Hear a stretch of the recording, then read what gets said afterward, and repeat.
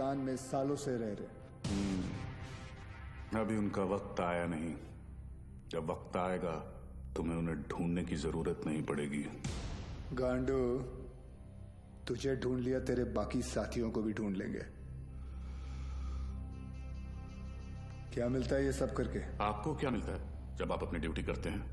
बस वही, रात को सुकून की नींद आती है, जैसे तब आई थी ताज 26/11। याद है ना? ज्यादा हीरोगिरी दिखाएगा ना तो तुझे ठोक के इधर ही सेफ हाउस के नीचे गाड़ दूंगा। ना यहाँ हिंदुस्तान में किसी को पता चलेगा और ना तेरे बाप को पाकिस्तान में खबर पहुंचेगी।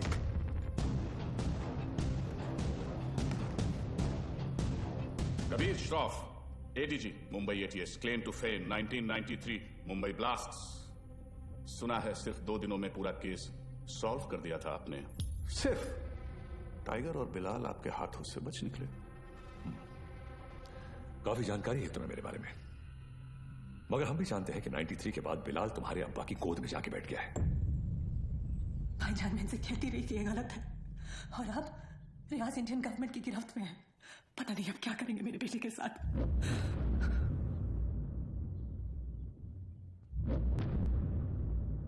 अब्बा,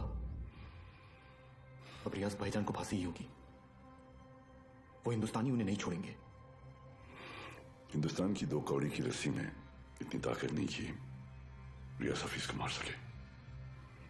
उसमें हमारा खून है, सिपाही है वो। मरेगा तो सीने पे गोली खाकर मरेगा। 93 ब्लास्ट केस सॉल्व करने का जितना सेटिस्फैक्शन है ना मुझे, उतना ही रिग्रेट भी कि मैं बिलाल को पकड़ नहीं पाया। सर, मैं 93 को कैसे भूल सकता हूं? उन धमाकों में ही तो मैंने मेरे माँ बाप को खो दिया। और उसका अफसोस मुझसे ज्यादा शायद ही किसी को होगा। देश में पहली बार ऐसे सीरियल ब्लास्ट हुए थे, और ब्लास्ट में किसी ने अपना कारोबार खो दिया, किसी ने अपना हौसला, तो किसी ने अपने घर वाले। डिपार्टमेंट और मीडिया को ऐसा लगता है कि मैं बिलाल को ट्रैक करने की कोशिश आज भी इसीलिए कर रहा हूं because I want to settle the score. ऐसा नहीं है। 93 में 1 टन RDX आया था, जिसमें से सिर्फ 400 किलो इस्तेमाल हुआ और पूरा का पूरा मुंबई हिल गया। 600 किलो आज भी कहीं दफन है। It could be anyway, Mumbai, Porbandar, Konkan. डर इस बात का है कि ये इंफॉर्मेशन सिर्फ बिलाल के पास है। बिलाल, अब वक्त आ गया तुम्हारे हिंदुस्तान जाने का। वहां जाकर मुंबई पुलिस के शक को यकीन में बदल दो कि पिछले 27 साल से वो 600 किलो RDX वहीं उन्हीं के जमीन में दफन है। जी भाईजान।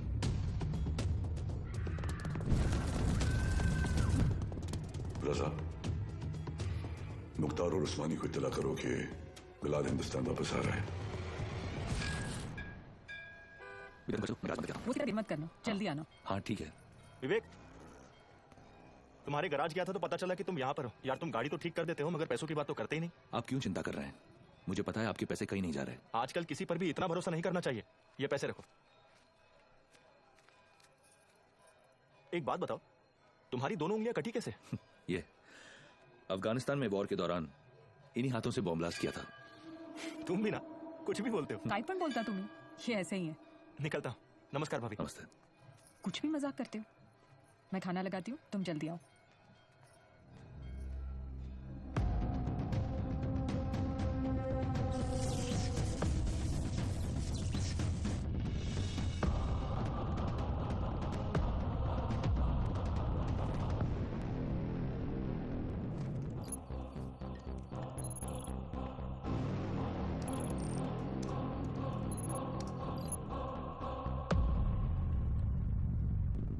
Thank you so much sir, आपने मेरा ट्रांसफर अपने डिपार्टमेंट में करवा दिया। It's all right boss. तुम्हारे अब्बू ने हमारे साथ इतने साल ड्यूटी की, मुझे यकीन है कि तुम भी उन्हीं की तरह अपनी ड्यूटी निभाओगे। क्या रे, तुम लोग लेट आए? हाँ सर, मैंने ये हमेशा का इसका। सर पता नहीं है बीबी लोगों को तैयार होने के लिए इतना वक्त क्यों लगता है। कैसी हो गर्भवती? सर गर्भवती नहीं, सरस्वती। सर, आज 1 साल के बाद आप और रिया दीदी आर्यन का बर्थडे एक साथ मना रहे हैं।